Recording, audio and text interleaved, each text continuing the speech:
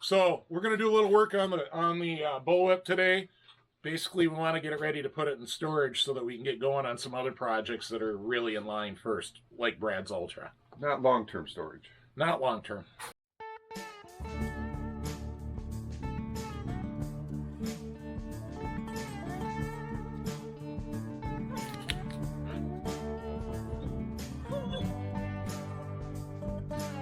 All right, after a week of pondering, looking at, poking and prodding the Bullwhip, I've decided that this monstrosity of a steel bulkhead concoction needs to come off.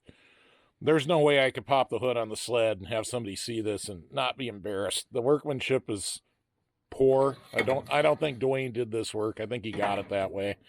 The workmanship's poor and it's steel. So we're going to get that off of there.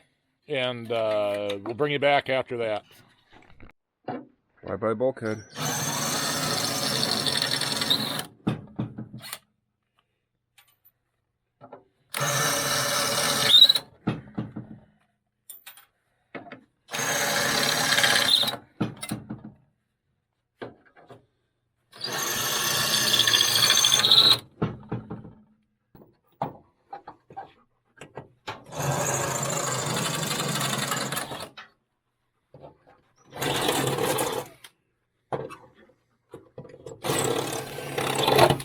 So it looks like there was an expanded metal screen down there under that aluminum, welded right to the aluminum bulkhead that was, I assume, for crankcase cooling. Keep the charge cooler in the crankcase. Starting to get loose. All right, I'm going to get a pry bar and separate that. So this is all welded here to the... Well, steel can be welded to the aluminum. Yeah, so it's not. Yeah, that's original. This is add-on crap. Yeah, it's separated over here, good.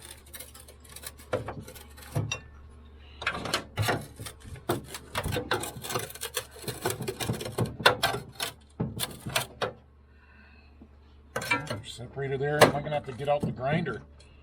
Oh, you know you will. It's your favorite toy. It's feeling like grinder required. Look at that, though. Look at that. So what's you're trying to get this is coming out with it. It's got to be a rivet. Well, this is all the steel piece.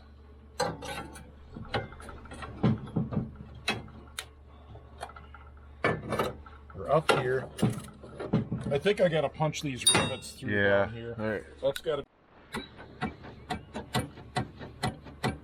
I think you're gonna have to grinder because I think you're hitting down here. Then gotta just cut this off. I think if I cut that, I gotta cut this. Yeah. Okay, I'm cutting them both. All right. Cut the front. We're done.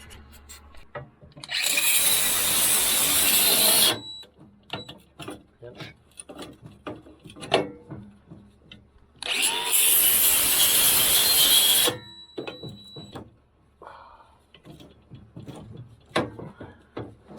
Good for the grinding wheels. No.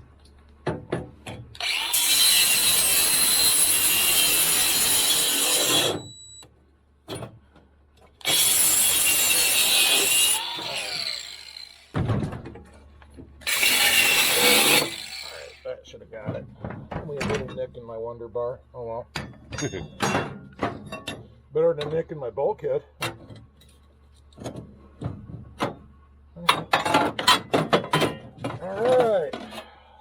Look at this piece of junk.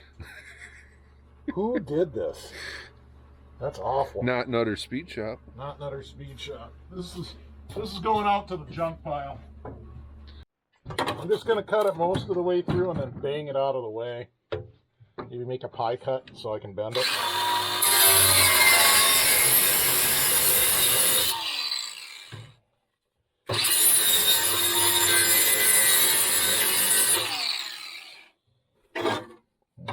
More I dare go. It looks like it looks like if I get a hammer and a punch, I can punch it this way. Yep. And that's what I want to do. You already got this side out in similar fashion. Yeah, lots of badness going on. Lots of things I don't like to do, but we're doing them. Well, we're going back. Yeah, we're making it stock again. Almost out. There we go.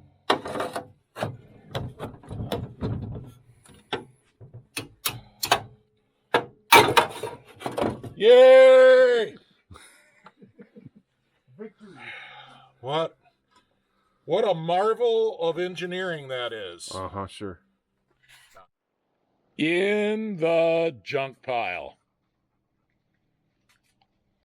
Bullwhip guys, Leander Cowles in particular, I know you'd know for sure. Did they butcher this? Yeah, it looks pretty butchered. And also, what about looks like there was a bolted on bracket here for the jack shaft. Does anybody have one of those for sale? Looks like I'm going to need one. Got the Bullwhip hood in a safer storage space. I got a big thick piece of cardboard on top of the roll cage on my 46 Jeep CJ2A. And ought to be good there until we're ready to put it back on the chassis. All right, so we're getting the Scorpion back together a little bit just to make it easier to handle, move around the place, get it out of the way for other projects. And thought we'd show you the steering. I don't know, Dennis, you want to come in and zoom in on this? So the steering is very interesting. I'm making a left turn. Here I'm making a right turn. Of course, the ski's hitting something, but there's linkages everywhere. Linkages everywhere. And this is that bend is to clear the recoil on the original motor. If you can find any pictures, you can see that. Well, I'm hitting the steering stop there, so we definitely don't have the steering arm on right. Hi, Farley. How's Farley? So you can see how sharp it turns that way. It's all going to have to come apart again. But so far, so good. We just thought you'd want to see the cool Bullwhip steering. We're going to put the track and skid in next just to make it easier to move it around and store it. Oh, this poor snow flap. Look at how mangled and bent that thing is. Oh, it's not that bad. I don't know if we're going to save it, but we're going to heat it up and try to get it to bend back. Get out of the way for the skid.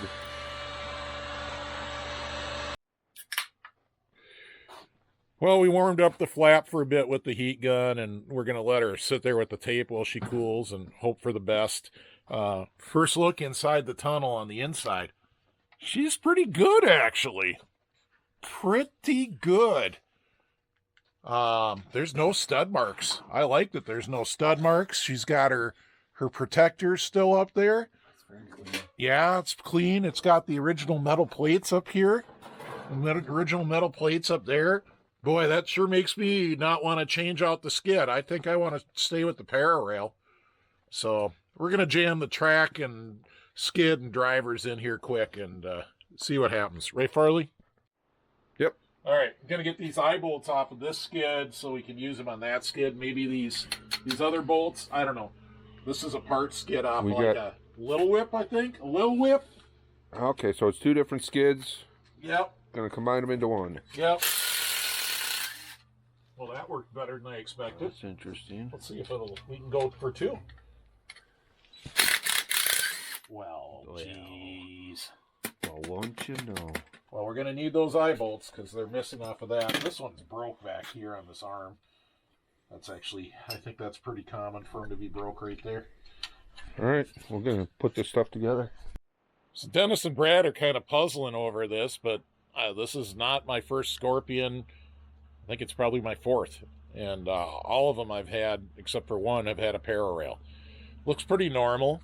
To me, it looks entirely normal. See, we got our drive shaft up here in the front, and then that's the front tunnel arm right there.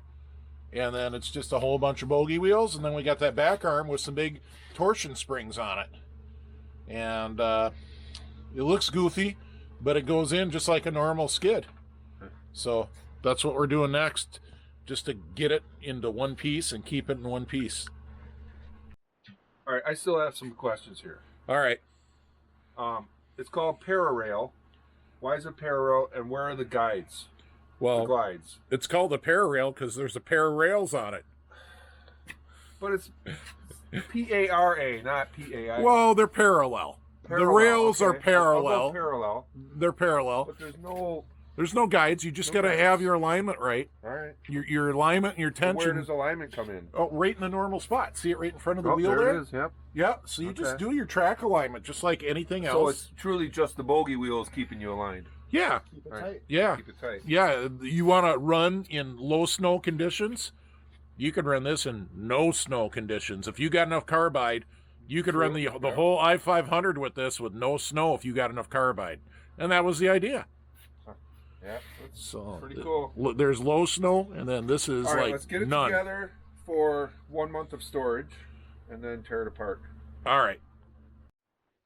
We got the drive shaft in. Dennis figured it out. We had to put the flange in from the outside of the chain. The flange has to go outside of the tunnel in the chain case. That's the only way it works. Might have been Brad who figured that out. One of those guys figured it out. It wasn't me. I can't take credit. But we got the drive shaft in. We did a lot of pounding on those back pork chops on this pararail, and you can see it's got one wheel that's wrong, not even the right diameter, and Broken. So it'll be a complete pararail rebuild before we're done. Luckily, a guy can get pararail stuff, so not a big deal. So we're going to shove this in and wrap it up after that. Well, it's been a long afternoon. Dennis has got to leave right now. We're just going to stop here. We're having trouble getting the skid in. Got a lot of rusty stuff on the skid. The back axle's just stuck. So I'm gonna do some work on the skid off camera here, and hopefully we'll get this thing back together pretty quick. Making a roller. Yep. Thanks for watching, and make sure to subscribe so you know when we're doing more updates on the Bullwhip project. And don't forget, really quick, we got a Polaris Ultra project coming up. See you on the trails.